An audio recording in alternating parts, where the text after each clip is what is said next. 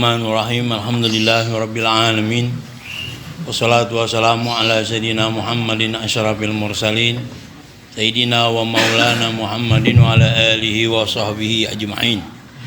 Amma ba'du fa inna asdaqal hadithi kitabullah wa khairul hadi hadi Rasulillah wa syarrul umuri muhdatsatuha fa inna kulla muhdatsatin bid'ah wa kulla bid'atin dhalalah wa kulla dhalalatin finnar.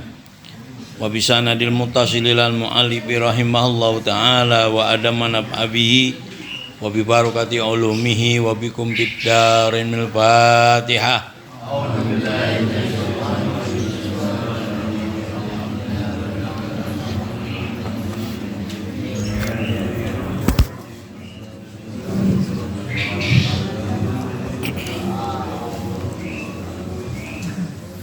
Jamaah sekalian, bapak-bapak, ibu-ibu, para santri, terutama para asatid, ustadzat, alhamdulillah kita berkumpul kembali dalam rangka mengkaji ilmu agama.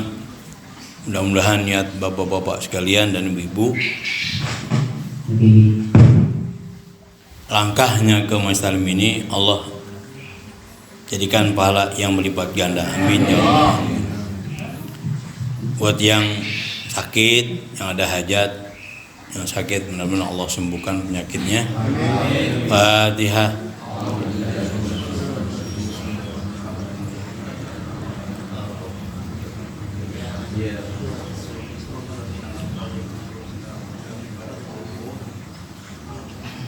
Buat yang ada hajat, supaya Allah kabul hajatnya. Fatihah.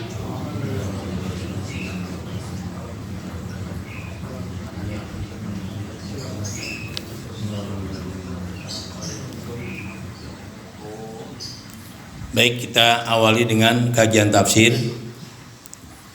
Sudah sampai surah Ali Imran ayat 166. Yang megang Al-Quran lihatnya di situ. Kalau yang punya tafsir, halaman 128.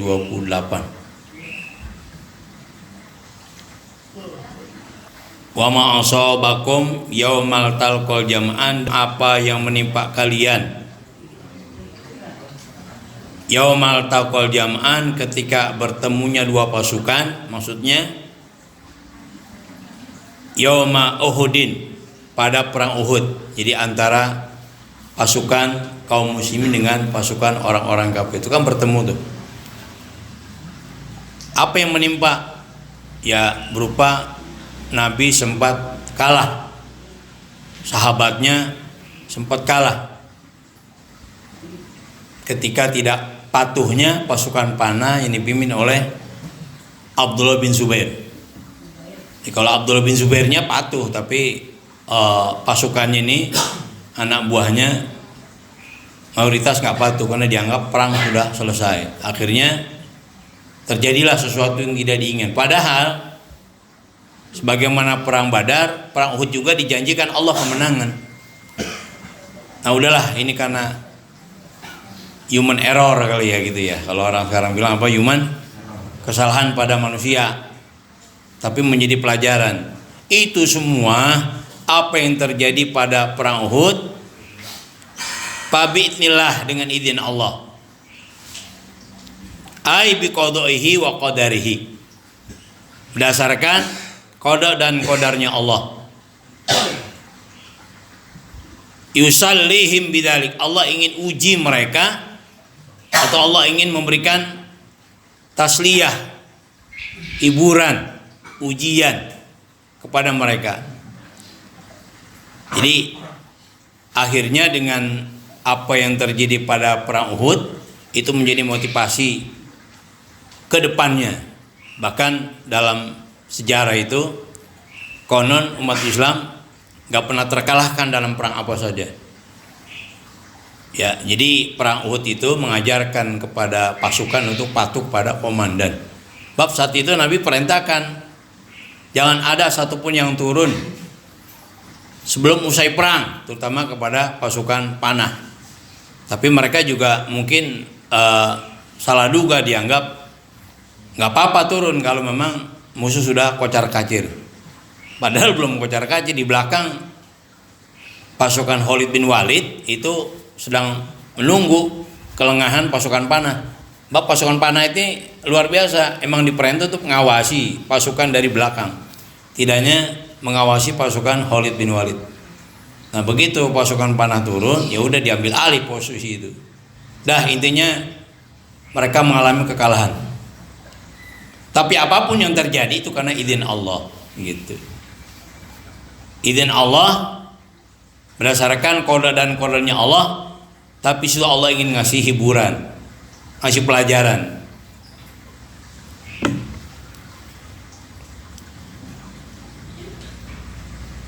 Wal ya'lamal mu'minina, dan Allah ingin tahu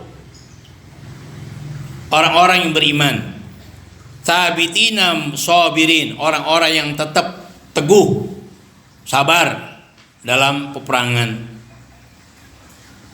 Wal ya'lamal ladzina nafaqu, dan Allah ingin tahu orang-orang munafik. Oh, faedahnya itu rupanya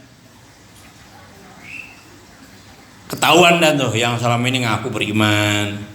Orang munafik kan begitu, nyari selamat. Depan Nabi, depan sahabat mereka menyatakan beriman. Tapi begitu pulang ke kelompoknya, mereka kemudian inamananu mustaziun, kami cuma ngeledek doang, kami tetap setia kepada kalian. Itu kurang ajar.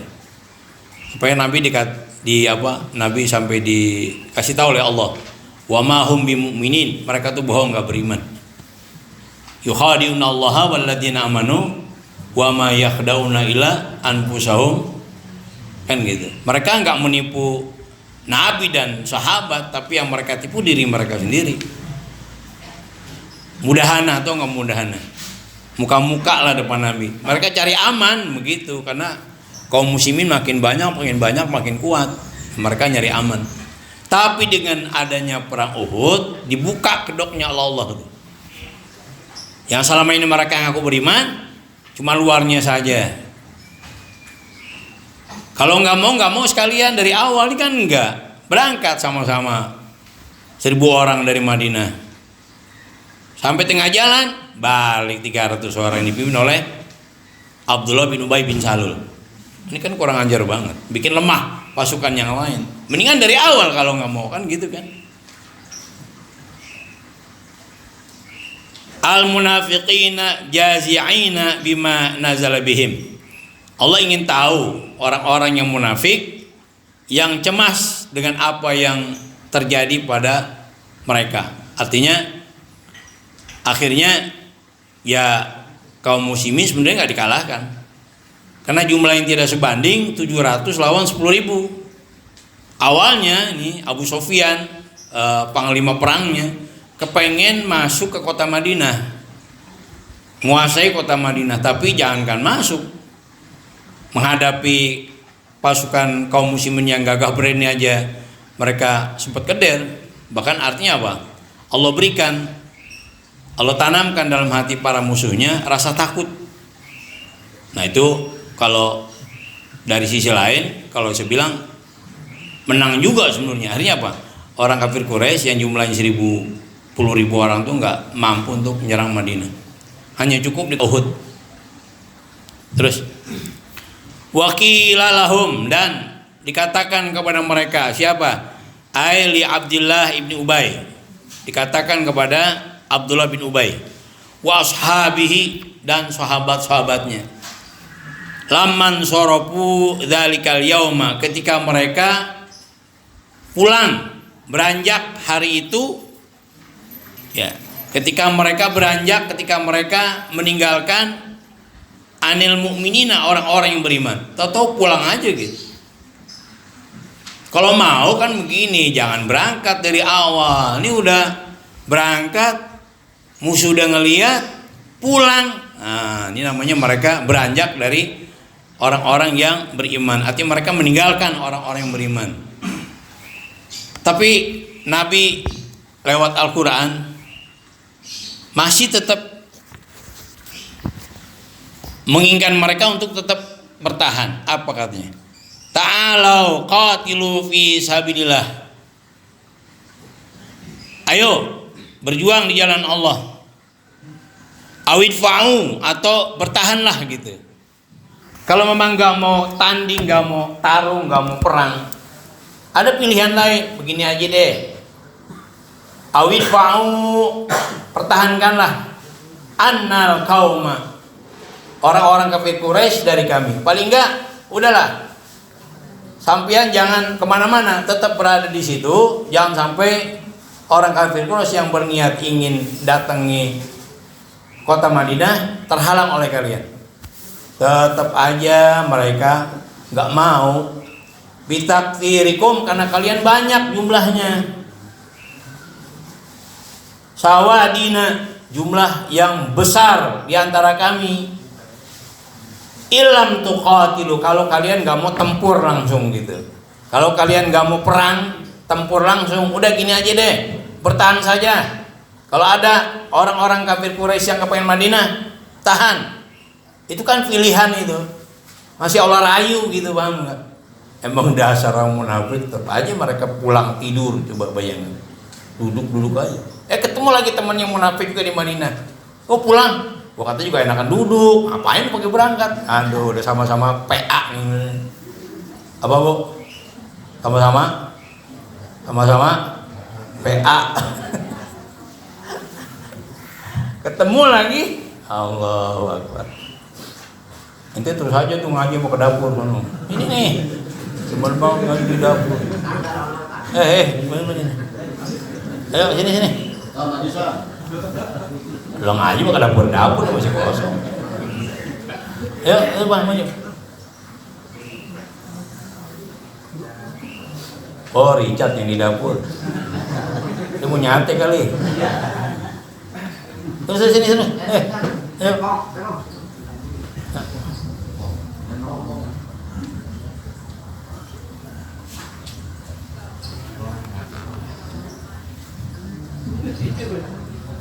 Jadi pilihannya kalau nggak mau bertempur, berhadapan langsung dengan pasukan, udah bertahan aja.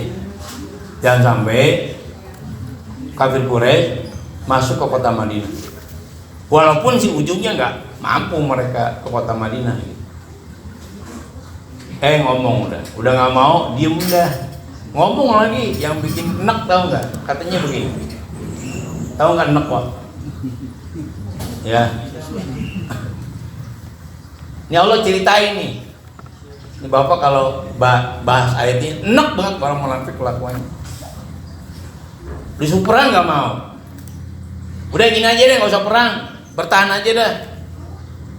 Nggak mau juga. Udah gitu enak banget nih ngomong lagi begini. Kalau mereka ngomong begini, launa alamu kitalan lataba'nakum. Kalau kami tahu perang, pasti kami akan ikuti kamu. Ini ada beberapa penafsiran yang mengatakan kalau memang kami ini orang-orang yang pandai berperang, pasti kami akan ikut kalian. Berhubung kami nggak pandai perang, mendingan daripada kau mati konyol ngadapin orang banyak, nunggu pulang dah. Enak nggak? Enak. Pengen muntah kita dengernya.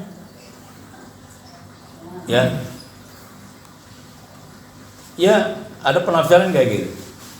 Jadi kembali kepada mereka ngaku orang yang nggak bisa berperang. Kalau seandainya kami tahu peperangan, pasti kami akan ikuti kalian. Nanti kalau kami memang orang-orang yang pandai dalam strategi perang, pasti kami akan ikut. Berhubung kami orang nggak mampu, ngerti nggak? Ya, ini orang munafik begitu. Ngulet mulu bawanya ngulet diturunya. Pahit tahu nggak ngulet? Melintir.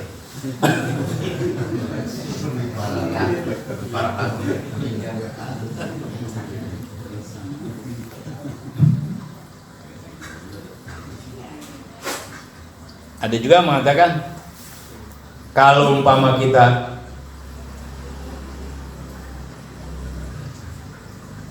mampu untuk menghadapi musuh, okelah, kami ikut. Tapi kan kami nggak mampu menghadapi orang banyak kayak begitu. Nah, keder namanya, tahu keder? Apa Wahid? Penakut. Ya, pokoknya banyak penafsiran. Ya, yang membuat kita enak gitu. lau na'lamu annakum tuqatiluna al-yauma lataba'nakum. Andaikan kami tahu kalian berperang hari ini, kami akan ikuti kalian. Walakin la yakunal yauma qitalun, tetapi hari ini nggak ada waktu perang. Ngerti nggak? Sama juga nyangka hari ini bukan waktu berperang. Ya pokoknya nggak enak lah, bikin kita enak berduanya. Ya. Wa nafaqu bihadza, dan mereka melakukan perbuatan munafik dengan ungkapan ini, li'annahum law 'alimu dzalika mattaba'uhum. Sebab andaikan mereka tahu itu, mereka tetap aja tidak akan ikut. Begini, pokoknya orang munafik memang udah cari masalah gitu kan. Diajak perang, ya kalau memang kita pandai perang pasti kita ikut. Kita kan bukan orang yang pandai perang, ini kita pulang aja dah. Satu tuh. Yang kedua, begitu ngeliat pasukan banyak, ya ini sih sama aja bunuh diri, udah pulang aja gitu ya. Dan kalaupun hari ini ternyata mereka mampu menghadapi, tetap aja mereka nggak ikut. Emang dasar nyari apa? Nyari alasan gitu. Susah dah. Kenapa lu gak bangun subuh? Selimut gua bolong. Selimut bolong. Apa lagi? Yang suka kesiangan bangunnya apa lagi? Mau alasan apa ente mau Allah? Musola udah kuar-kuar. Oh, bang, apa baik dibahas musola dah. Ya. Balik. Masjid, musola udah baca apa aja. Biasain orang Islam tuh setengah 4 tuh bangun munajat sama Allah. Kalau kita nggak mau bangun di tengah malam, akhir malam aja. Namanya akhirul lail, sepertiga malam. Kira-kira 1 jam menjelang subuh atau setengah jam menjelang subuh. Itu waktu munajat. Wabil ashar hum yastaghfirun. Di waktu sahur mereka istighfar. Kapan kira-kira itu? Kira-kira setengah jam menjelang azan. Sholat tahajud, sholat witir itu doa pada Allah, minta supaya anak kita, ya keluarga kita, negara kita, tetangga kita, ya kan, damai maju. Itu mustahil. Saya jarang Pak. Dulu waktu mondok dia tengah malam saya bangun, minta bangunin. Nah, sekarang ini saya balik akhir malam, pertiga malam terakhir, jam 3, jam 4, jam 4, jam 4, itu waktu mustajab. Ya kalau kita nggak bisa bangun malam, bangun aja. Jadi orang Islam itu wajib kan bangun jam 4. Nih, ini orang Islam bangun jam 9. Ada 2 yang berat dilakukan sama orang munafik, sholat isya dengan sholat subuh. Jadi kalau bapak berat di situ, hati-hati. Ada 2 yang berat dilakukan oleh orang munafik, sholat isya sama sholat subuh. Ya kadang-kadang kita sholat isya udah ngantuk, udah lemah, udah lemas, udah lelah baru. Padahal waktu segar kita ada, nggak mau sigrah gitu wudhu. Udah mata, udah sinetron udah 3 jilid lah, udah ganti-ganti judul. Mata udah mau jatuh, baru wudhu sholat isya. Ujungnya sholat kayak orang sakau, paham nggak? Kayak orang apa? Iya, goyang gitu, pikiran kemana-mana. Ini kebiasaan kita nyisain Tuhan. Jangan sholat isya lagi seger. Kalau bisa, kalau ngantuk tidur aja dulu, ntar udah seger bangun. Insya Allah kalau mau dia orang beriman nggak akan ninggalin isya. Berat itu, sholat subuh sama sholat isya berat. Mimpi jamaah sini, bukan gak mau sholat. Habis sholat, wirid pendek langsung ngaji sampai jam 6:30. Tiap subuh di sini baca tafsir. Jadi nanti kalau perjalanan selesai, ganti lagi tafsir An-Nasafi, terus semua tafsir saya baca di sini. Bukan buat santri aja, ada orang luar yang ngaji ini. Jauh lagi, dari mana? Dari Polsek itu, belakang Polsek Pancoran datang. Sekarang udah mau selesai itu surah Al-A'raf ya. Jadi hatam Siti Matam. Jadi kalau hatam kita baca tafsir An-Nasafi. Ya, terus sampai tafsir yang lain. Subuh nih ya 3 tafsir. Ibu kalau mau ikut ke apa tiap subuh. Ya, mau sholat jamaah nggak apa-apa sih, datang jam 4:30 kita sholat berjamaah, wirid pendek, langsung kita ngaji. Ya, saya bukan ke masjid, nggak ke musola, mimpin sini jamaah. Berat, sholat subuh tuh berat. Ya, tapi 2 yang berat dilakukan orang munafik. Artinya orang munafik ogah banget sholat di sini. Sholat apa tadi? Subuh sama sholat bisa. Jangan sampai kita kena sifat-sifat itu. Ya kadang di subuh orang udah teriak-teriak, masih aja kita ngebungkel.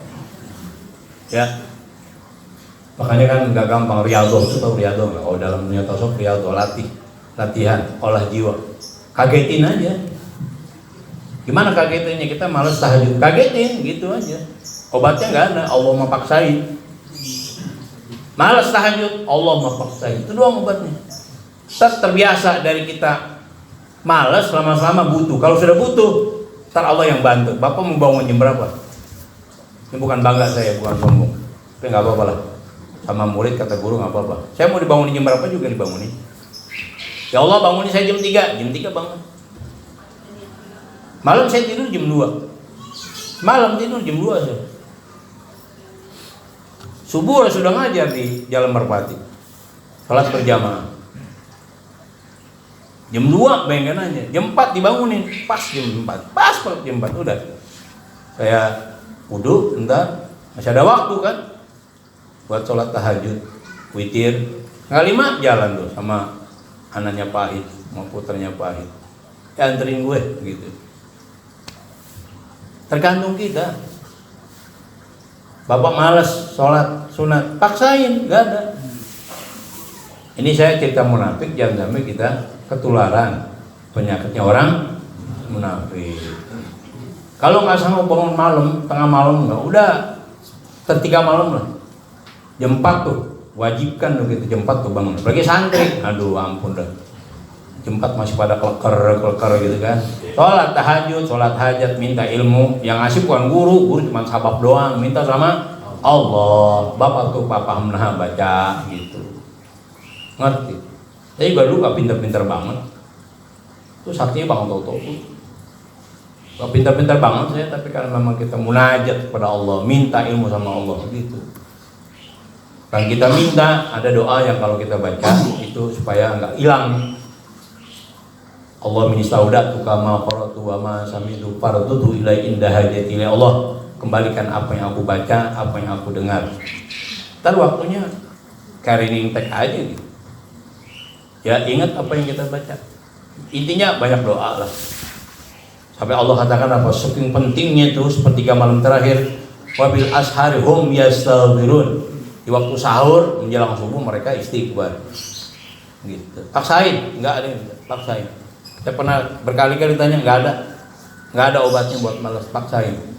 Ya, jadi nanti lama-lama kangen gitu kalau nggak sholat. Buahnya rugi kalau kita nggak sholat tahajud. Nah itu udah cakep kalau begitu.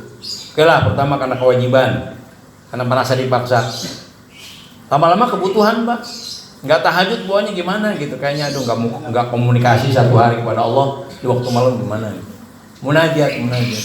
Kita kan punya anak, punya cucu, apa kita mampu menghadapi sendiri? Enggak. Wajib murni, ya Allah urusin urusan saya, kan begitu. Dan Allah yang urusin urusan kita kerja aja. Minta sama Allah. Waktu musajab tuh menjelang subuh, terserah bapak mau doa apa. Ya, ini karena ada cara kita munafik. Orang munafik tuh begitu, susah banget. Kemudian apa? Jadi lau alimu dzalika mattabahum. Kalaupun mereka tahu itu, artinya kalaupun mereka bisa perang, tetap aja mereka nggak mau ikut. Emang dasar munafik. Alasannya macam-macam tadi. Ya kalau kami memang pandai berperang, kami akan berperang. Ternyata kami nggak pandai perang. Udahlah, kami nggak usah perang. Gitu. Padahal kalaupun mereka bisa perang, tetap aja mereka nggak ikut. Qala Allah Ta'ala, maka Allah katakan hum, lil kufri yauma idzin bima adharu min khadlanil mu'minin aqrabu minhum lil iman. Sampai Allah nyatakan, kalau kemarin yang tahu cuma Allah dan Nabi, sahabat nggak tahu. Bab Nabi dikasih tahu, wa ma hum bimu'minin, bohong tuh mereka nggak beriman. Tapi sahabat kan nggak tahu. Turun ayat untuk memperlihatkan kepada orang-orang beriman bahwa mereka tuh benar-benar munafik. Bahkan bukan munafik, kufur udah. Mereka lil kufri, kepada kekufuran, yauma idzin, pada hari itu atau pada hari ini, bima adharu, lantaran apa yang mereka perlihatkan, min khadlanil mu'minin, menghinakan, merendahkan orang-orang beriman, aqrabu minhum lil iman, lebih dekat ya lil iman, anil iman, daripada iman. Artinya gini, pada perang Uhud Allah nyatakan bahwa mereka lebih dekat kepada kekufuran daripada keimanan. Begitu. Ya Al-Quran yang bicara, sama juga dijeblakin aibnya, dan gak akan terhapus sampai sekarang. Kalau ucapan manusia, kalau gak ada yang nyatet mungkin gak hapus. Kalau Al-Quran siapa yang berani hapus? Jadi akhirnya Allah kasih tahu mereka itu, apa yang mereka nampakkan selama ini ternyata nonsen semua. Mereka hari ini lebih dekat kepada kekufuran daripada keimanan. Gitu. Allah stempel udah. Ya. Terus li'annahum kanu qabla dzalika aqraba ilal iman. Karena mereka dulu sebelum kejadian ini mereka dekat kepada iman walaupun cuma pora-pora. Nah, hari ini Allah nyatakan mereka betul-betul kufur kepada Allah. Gitu. Kafir gitu.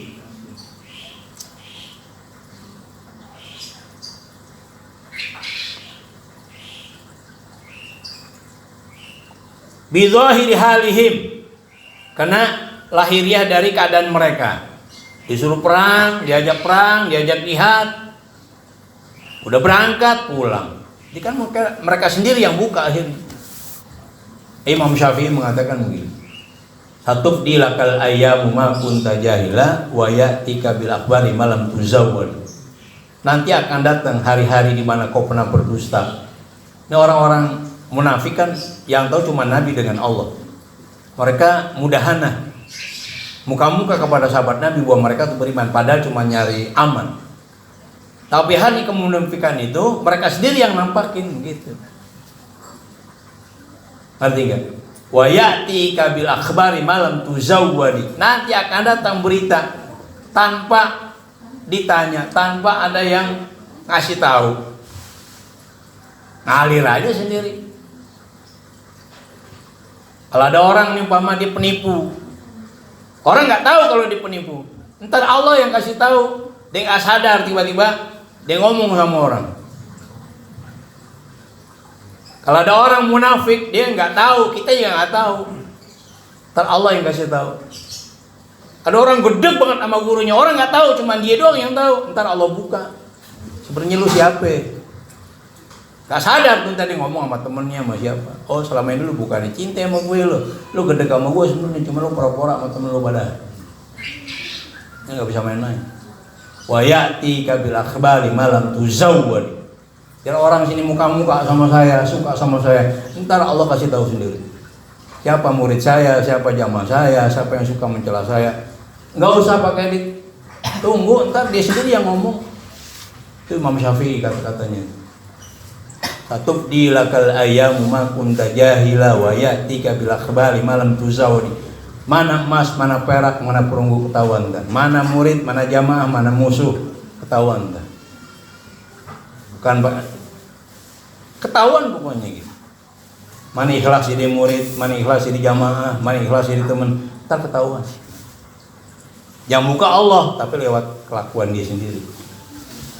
Ibu-ibu nih umpama yang ngaku cinta sama Atibian, aku cinta sama saya, padahal hatinya busuk. Allah buka sendiri ntar. Lu cuman muka-muka doang sama gue, hati lu busuk. Yang ngomong bukan orang sembarangan, bener. Bapak-bapak lupa mengaku cinta sama Tibian, cinta sama saya. Orang nggak ada yang tahu, padahal dibenci banget. Ntar Allah buka sendiri, begitu. Makanya hati-hati tuh, jagalah hati, jangan bukan. jangan sakitin istri. Ya. Yang nyanyi itu malah paling mahal. Ntar kita bahas masalah hati ntar, pas banget ntar, masalah karom hati seorang mukmin. Ya, jujur aja, jujur ya, jangan mudahana. Pan paling enak ngadepin musuh beneran daripada musuh dalam selimut. Kalau dalam selimut bini kita enak ya, oh mantap.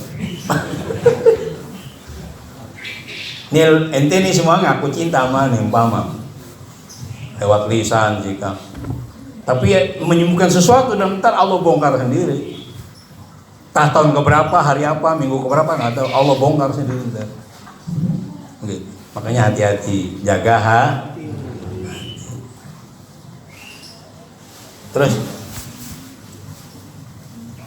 falamma khadal mu'minina saru aqraba ilal kufri min haitsu zahiru, maka tatkala mereka menghina orang-orang yang beriman, jadilah mereka dekat kepada kekufuran dari aspek zahir. Zahirnya aja udah kelihatan, mengerti enggak? Begitu mereka menghina, apa lo, gua kata juga jangan perang, kalah dah lo, kebunuh kan lo, gitu. Wah bisa-bisa dah orang Islam dibully saat itu. Udah apa lo aja udah, kalau orang Depok bilang, ngerti enggak? Gua kata juga apa, jangan perang, gitu. Kalah dah lo, mampus dah lo. Nggak enak Pak kalau kita baca sejarah dengan bahasa kita gitu. Orang kalau udah menjiwai bahasa Arab itu bisa mendialektikannya gitu. Nggak enak pokoknya, ngebuliannya nggak enak. Terus siapa tuh orang-orang munafik? Alladzina qalu ya'nil munafiqin, yaitu orang-orang yang berkata li ikhwanihim, kepada saudara-saudaranya, yakni li amsalihim, kepada konco-konconya, min ahli nifaq, dari orang-orang munafik, wa qa'adu anil jihad, di mana mereka enggak mau ikut berperang, duduk enggak mau berperang. Al waul hal, padahal mereka teman-temannya enggak ikut perang. Jadi mereka nih awalnya berangkat sama Nabi 1000 orang. Tengah jalan ngelihat kafir Quraisy banyak, pulang. Yang dipimpin oleh siapa tadi? Abdullah bin Ubay bin Salul. Iya. Udah gitu ngomong sama teman-temannya, paham gak? Yang munafik juga, yang emang dari awal kagak mau apa. Baik, kalau pulang, ngapain pulang, bunuh diri, ngapain perang, bunuh diri. Gua kata juga apa, duduk aja sini. Begitu udah sama. Malah di paham gak? Ya umpama ini kalau pakai bahasa Kitarin, baik, nah belum pulang, namanya Ubay bin Salul, Abdullah bin Ubay bin, katakanlah panggilnya si Ubay gitu, bye gitu kan, ya. Baik, ngapa lu pulang? Ngapain kita bunuh diri? Mau lawan 10.000, kita cuma 1.000, kemudian mau pulang, kan gue bilang lu duduk aja di sini, pakai berangkat juga, PA sih lu, amal juga PA, gitu. Udah sesama mereka main PA-PA anda pokoknya lagi gitu. Ini kelakuan orang munafik nih, ya. Ini saya bahasakan sama bahasa Pitara biar Bapak memahami. Kalau kita baca terjemahnya enggak mantep gitu, ya. Baca tafsir nih. Akhirnya mereka ngomong nih. Inilah khadlannya di sini. Mereka ketemu sama temennya. Mereka nyeritain kaum muslimin. Apa katanya? Resek nih. Nih bikin enek lagi nih. Ibu enek nak? Belum, karena belum dibacain. Bapak. Apa katanya? Lau ata'una, andaikan mereka taat kepada kita, nggak perang, begitu kata teman-teman ini. Ya'nuna syuhada, yang mereka maksud adalah syuhada Uhud, orang-orang yang mati syahid di perang Uhud. Fil insirab an Rasulillah, ya, berpaling dari Rasulullah Shallallahu Alaihi Wasallam, wal qu'udi, atau duduk-duduk saja. Jadi mereka ngomong begini, kan nggak kurang dari 70 orang meninggal yang mati syahid di perang Uhud tuh. Sahabat Nabi termasuk Hamzah, ada 70 orang yang meninggal di perang Uhud. Ini mereka ngebully nih, bukan didoain orang-orang mati. Gua katanya juga apa, kata gitu. Coba lu pada ikutin gue. Coba mereka pada taat kepada kami, gak ikut perang, duduk-duduk aja. Coba mereka berpaling dari Rasul, nggak mau ikut perang, gitu. Enak nggak? Enak nggak? Makuti lu, pasti mereka nggak mati terbunuh. Dia nggak bully orang-orang yang mati syahid. Padahal luar biasa nih bagaimana orang-orang mati syahid. Dia orang-orang mati syahid, mereka bully nih sesama mereka tuh. Ya, gua kata juga apa? Jangan perang mati dah lu. Gitu. Coba mereka nentang Rasul nih kayak gue begini, atau kayak lu duduk aja dari awal nggak berangkat, ngopi lagi sama roti. Oh, di Medina ada kopi nggak sama roti? Nah, ungkapan mereka ini Allah jawab. Kemunafikannya rasa takutnya Allah jawab. Faradallahu alaihi, maka Allah sanggah komentar mereka. Wa qala, dan Nabi dan Allah katakan, kul lahum ya Muhammadu, katakan kepada mereka orang-orang munafik, ya Muhammad sallallahu alaihi wasallam, katakan ya Muhammad kepada orang-orang munafik yang enggak mau perang, yang enggak mau ikut perang, yang menyimpang dari perintah Rasul, yang suka ngebully orang beriman. Fadra'u ay fadfa'u an anfusikumul maut, silakan Anda cegah kematian dari diri mereka kalau mereka mampu mencegah kematian. Ya, kalau ajal udah datang mah kagak perang juga mati, bener. Sampai di ayat yang lain kan ngomong gini, ya. Andaikan mereka duduk-duduk saja, kalau memang sudah ajalnya tiba, hatta mereka sedang tidur, tempat tidur, mati datang. Kan serem kalau ada ayat mati. Aina ma takunu yudrikumul maut walau kuntum fi burujin musyayadah. Dimanapun kalian berada, mati ngikutin. Kan tuh kalau dalam ilmu nahwu al maut jadi fa'il, pelaku. Jadi mati ngikutin kita, bukan kita ngikutin mati. Kalau kita ngikutin mati, kita atur. Mati mau datang, jangan sekarang dong. Gue lagi motong kambing mintar ke. Gitu datang, jangan sekarang, gue lagi nyate. Datang lagi, jangan sekarang, gue habis nyate capek banget. Intinya ujungnya kita nggak mau mati gitu aja dah. Kalau mati kita yang ngatur. Tapi persoalannya mati yang datang gitu. Kita diatur sama mati, bukan kita yang ngatur mati.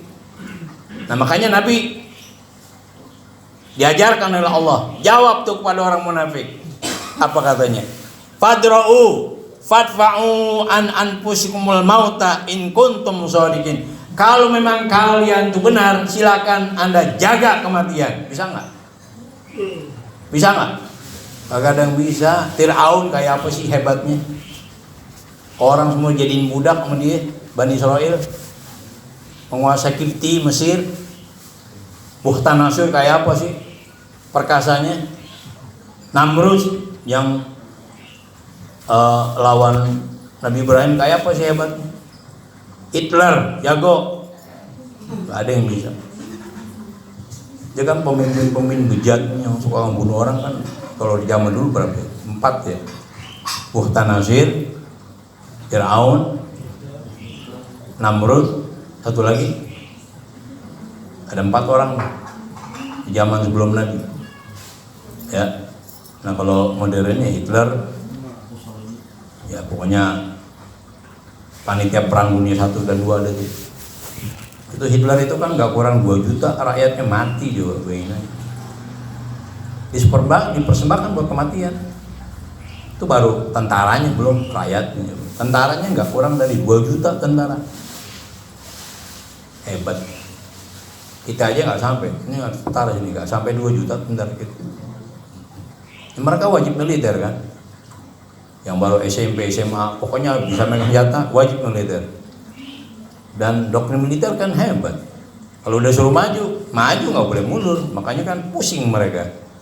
Maju berhadapan sama musuh, mundur sama kapten, mundur tembak, dead. Gimana nggak stres pasukan Hitler itu? Doktrin militer kan begitu. Kalau kata komandan maju, mundur tembak. Dia maju ngadepin musuh mati konyol, mundur tembak sama kapten, gimana? Itu nggak juga kurang dari 2 juta ya dalam sejarah perang dunia 2 itu nggak kurang dari 2 juta tentaranya mati sia-sia. Yang dalam abad modern dia termasuk dianggap pembunuh. Dan masih banyak pemimpin yang lain yang lebih kacau lagi. Tapi kalau dulu itu 4 tuh Bukhtanasir, Namrud, Fir'aun. Siapa yang ingat satu lagi? Saya pernah ajarin. Ya udahlah. Terus ai in sodaktum, jikalau kamu yakin, jikalau kamu benar, anal hadara yanfa'u minal qadari, andaikan menghindari itu manfaat daripada takdir. Mereka kan menghindar perang. Kira-kira mereka menghindar perang manfaatnya buat menghadapi takdir? Ya kagak. Ada orang begini Pak, waktu saya ngaji tauhid, ada becak di depan. Becak ini bukan Mercy. Dia takut ketabrak becak, menghindari mati kan? Dia loncat, jatuh ke lubang, mati akhirnya kan? Nggak mati ketabrak becak, tapi mati nyebur ke. Ya ada takdir, mau bilang apa? Mati nggak? Emang ajalnya nyampainya di mana? Ditulis di Lauhul Mahfuz tuh orang matinya di mana? Di got. Ya selesai. Ini hebat orang Jawa dah, nggak ada sanggup orang Jawa tuh. Mana aja untung dia, nyebur ke got, untung masih hidup gitu. Ada orang Jawa ini? Nggak ada. Ini orang mana? Oh, pakai nunjuk. Takut nggak ada orang Jawa. Ya kan orang Jawa untung aja. Serempet motor, besot untung, serempet kayak gitu. Nyebur ke got, udah mau mati, untung masih hidup. Ya orang memang nasibnya mati, paham nggak? Udah dicatat mati, walaupun dia Muhammad tetap aja mati. Tuh Allah tantang, ya Muhammad, jawab sama mereka. Kalau mereka sanggup, mereka yakin, ayo tolak tuh mati. Nggak bisa. Jadi in sodaktum anal hadara yanfa'u minal qadri, andaikan mereka itu benar bahwa menghindar dari kematian itu bisa bermanfaat, menolak takdir, bisa.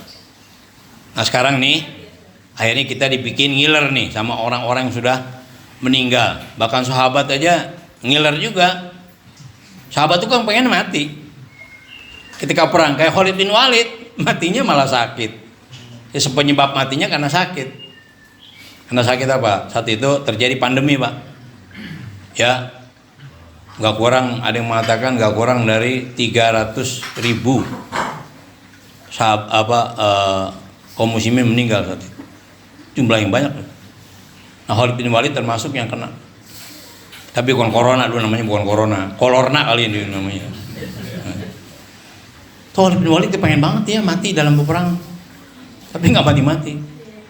Sampai Ibnu Umar aja, kalau cara pitara diginin nama Umar bin Khattab. Kan adanya meninggal waktu perang melawan pasukan Musailamah al-Kadzdzab, nabi palsu. Ya, siapa namanya? Jadi adanya anaknya Umar bin Khattab atau adanya Ibnu Umar tewas tuh waktu melawan Musailamah al-Kadzdzab. Ini Ibnu Umar ketemu, kenapa lu kagak mati? Saya sebenarnya pengen mati ya, tapi belum sampai gitu. Jadi Umar bin Khattab tuh demen kalau anaknya meninggal. Dan sahabat tuh begitu. Jadi ada sahabat perang, pulang kagak mati, emaknya nangis. Kenapa bu nangis? Lo kagak mati, gitu. Beda sama orang sekarang, begitu perang tahlilan, selamatan supaya kagak. Tapi kalau sahabat, paham nggak? Disuruh sama ibunya perang sana. Minta sama Allah biar mati syahid, gitu. Begitu pulang nggak ada, girang ibunya. Paham dah? Itu ada tuh sejarah sampai kayak begitu. Punya anak 3 meninggal semua, girang ibunya. Makanya Umar bin Khattab begitu anaknya meninggal, Umar bin Khattab kan sebelum Islam mengalami apa? Masa jahiliyah. Kata Umar bin Khattab, dia mendahulukan 2. Pertama Islam, yang kedua mati syahid. Anaknya Ibnu Umar, kenapa lo masih nggak mati? Diem. Anaknya 2 meli nggak mati. Tapi Umar ya bukan nggak tahu tauhid, nyesal dia anaknya nggak mati begitu. Terus sahabat tuh kepengen mati, sama ke Khalid bin Walid. Dari awal dia masuk Islam kepengen banget ya mati syahid. Tapi memang Allah belum kasih ajalnya mati begitu. Bahkan jadi pahlawan di mana-mana. Kalau udah Khalid bin Walid maju udah dah, sahabat dah mundur semua dah. Sampai Umar bin Khattab kan sempat tarik dia dari komandan, diganti sama yang lain. Kenapa? Takut orang terlalu apa bahasanya? Terlalu mengagung-agungkan Khalid bin Walid. Akhirnya diganti supaya apa? Ya, bab begini, kalau terlalu mengagungkan orang, ntar begitu yang lingkungan meninggal lemah lagi semuanya kan. Nah itu sahabat nggak paham ketika Umar bin Khattab cabut, Khalid bin Walid nggak jadi lagi panglima, diganti sama yang lain. Ada yang Musana, kemudian siapa lagi?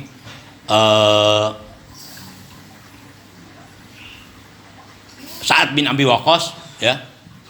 Sebelum Sa'ad bin Abi Waqqas, kan diganti. Ya udah, Khalid bin Walid patuh sama komandan yang dipilih, gitu. Luar biasa emang. Yaudah, pokoknya beda sama orang sekarang. Kalau orang dulu tuh berjuang kepengen mati, gitu. Kalau sekarang kepengen apa? Selamat, peluk-pelukan lu sama bininya, doain ya selamat, baca Yasin 70 kali tiap malam, gitu. Bacanya berapa? Baca Yasin ya 70 kali tiap malam. Wala tahsabanal ladzina qutilu fi sabilillah, jangan kau kira orang-orang yang mati di jalan Allah, yakni syuhada Uhud, yaitu orang-orang yang mati di perang Uhud, amwatan, mereka mati. Jangan kau kira mereka mati. Bal ahyaun, tapi mereka hidup. Ai balhum ahyaun, tetapi mereka hidup inda rabbihim, di sisi Tuhannya. Ai fi dari karamatihi, di rumah atau di tempat kemuliaan Allah Subhanahu wa taala. Li anna arwahahum fi ajwafi thairi hudrin. Li anna arwahahum, kana ruh mereka fi ajwafi, ade di tenggorokan thairin hudrin, burung yang berwarna hijau. Jadi arwah mereka itu Allah simpan di burung yang berwarna hijau, ya, terbang tuh kemana? Ke surga, jalan-jalan ke surga, dibawa. Kalau kita lihat riwayat lain, ada orang kepengen turun lagi ke bumi, apa mengasih tahu enak banget jadi orang yang mati syahid. Kata Nabi, nggak usah, udah nikmatin aja. Nabi tahu. Ada yang pengen pulang, ya Rasul boleh nggak saya kasih tahu? Nggak usah, udah. Paham? Pengen ngasih tahu betapa nikmatnya mati syahid. Udah sana nikmatin aja surga. Kata Nabi belum gitu. Mereka dibawa nih. Di mana? Di tenggorokan, di leher, burung yang berwarna hijau. Tapi bukan burung lakbet, bukan. Ntar ada burung emprit. Pokoknya itu burung sorga lah, burung sor. Yang jelas bukan lakbet, apalagi yang jauh-jauh dah. Hah? Betet, apa lagi? Hah? Emang kalau tukang burung begitu, jawabannya lain-lain. Tergantung yang dijual.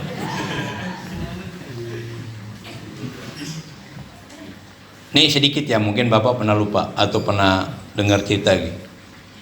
300 tahun setelah perang Uhud, itu kan sebenarnya orang-orang yang mati di perang Uhud dikuburkan di lereng gunung Uhud yang sekarang dekat makam Hamzah. Ya, itu terjadi banjir sehingga kuburannya itu keangkat, gak kurang dari 300 keangkat. Ya, artinya bukan cuma orang yang meninggal di perang Uhud, tapi juga banyak sahabat yang meninggal di situ, terutama yang mati syahid. Kan 70 orang mati syahid, termasuk Hamzah bin Abdul Thalib. Itu apa yang terjadi, Pak? Begitu kuburannya terangkat, ini orang-orang yang mati syahid perang Uhud padahal udah 300 tahun, darahnya masih ada, masih segar, wanginya nggak ketulungan. Sampai akhirnya oleh pemerintah setempat dipindahkan. Makanya sekarang kalau Bapak ziarah ke Baki, itu ada kumpulan syuhada Uhud. Dulu ada kubahnya, sekarang karena Wahabi kelakuannya PA gitu ya, akhirnya kita nggak tahu tuh mana kumpulan makam syuhada Uhud.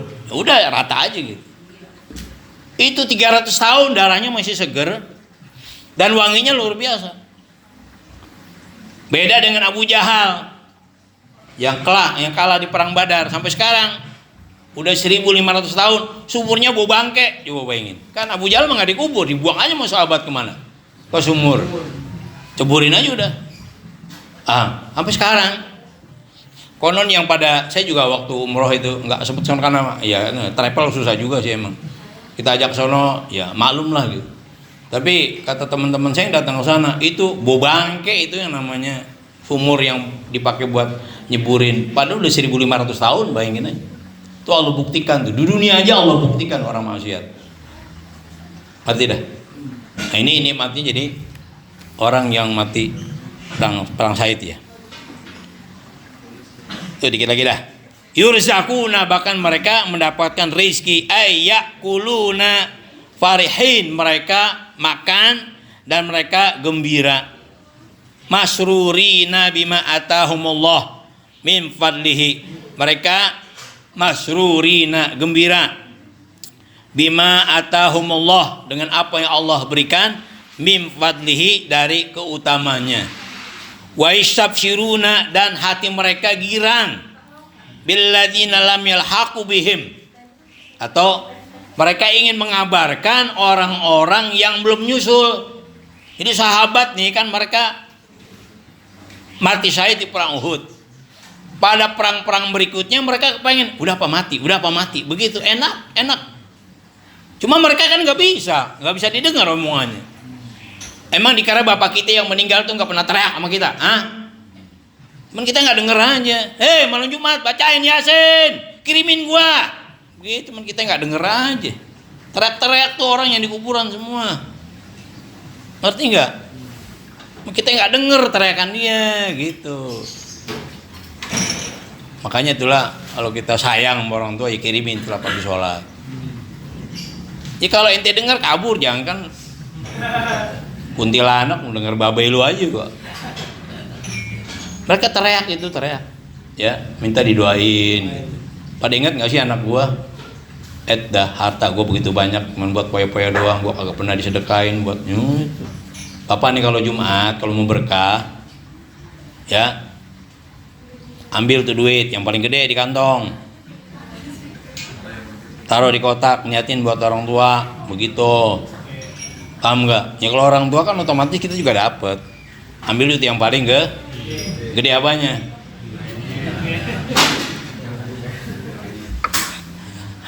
Jumat aja dah latihan udah latihan belum?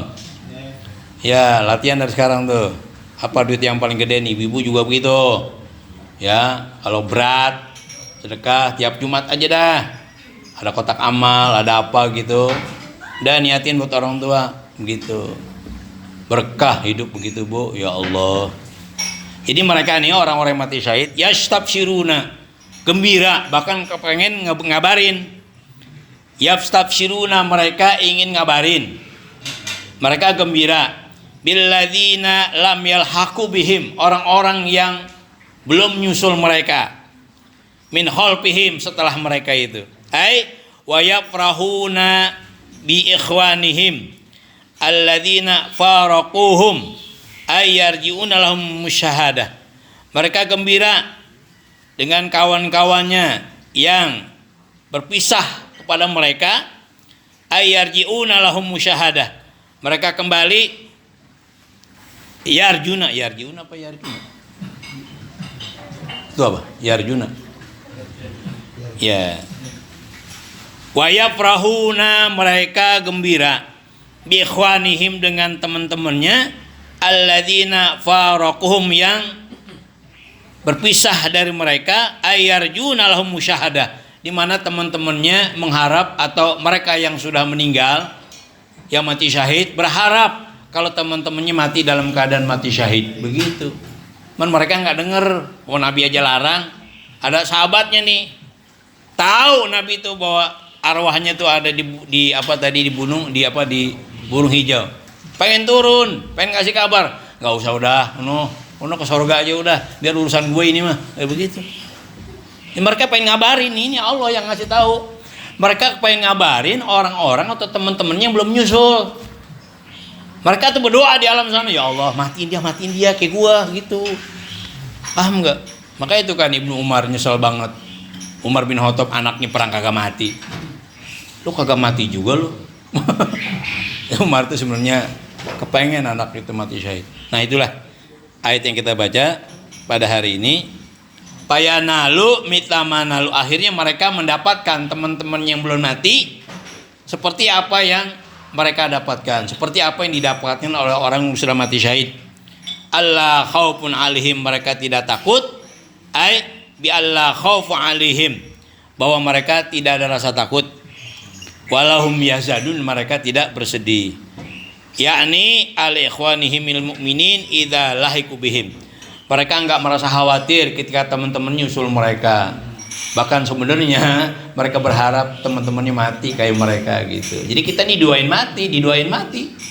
Begitu perang, katakanlah pahlawan kita lah ya, waktu zaman proklamasi dulu. Ya, begitu pasti tembak kan mereka mati syahid. Itu berharap tuh teman-temannya mati. Begitu. Nah, itulah hebatnya orang-orang yang mati syahid. Allah khaufun alaihim walahum yazanun, ai bi Allah khaufu alaihim, bahwasanya tidak ada rasa takut atas mereka, yakni ala ikhwanihim al mu'minin, atas saudara-saudara mereka yang beriman, idza lahiqu bihim, apabila mereka nyusul. Dah, cakep ini ayat. Cuman sekarang kita bagaimana, perang kagak ada, yang ada bukan perang-perangan, ngerti nggak? Yang ada sekarang bukan perang-perangan, perang politik, nggak usah ikut campur. Ya, nah sekarang ada perempuan cemburu sama suaminya, enak dong laki-laki mereka perang, begitu mati syahid. Nabi bilang apa? Kaum perempuan jangan cemburu. Kalau ente layanin suami berjuang, pahalanya sama, begitu. Paham nggak? Pahalanya sama dengan orang berjuang. Gak usah khawatir. Nah sekarang kita memang gak ada ayat perang, gak ada perintah perang. Jihad dimanakan yang luas. Ya jangan sempit. Termasuk kita ngaji, perhatikan orang. Itu jihad juga namanya, mendidik anak. Itu jihad.